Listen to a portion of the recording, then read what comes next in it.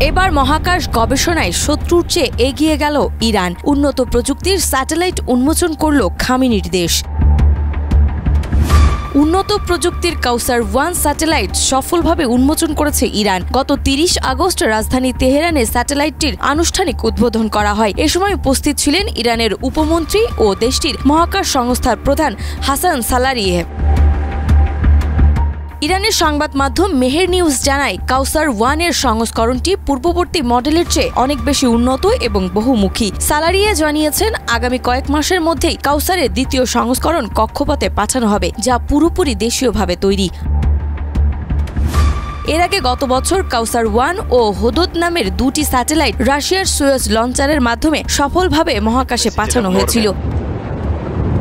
এবার ইরান নিজস্ব উদ্যোগে কাউসারের আপগ্রেড ও সংস্করণের চূড়ান্ত পরীক্ষা সফল করেছে। নতুন সংস্করণের ওজন প্রায় 50 কিলোগ্রাম, যা 500 কিলোমিটার উচ্চতায় সূর্য সমকালীন কক্ষপথে স্থাপন করা হবে।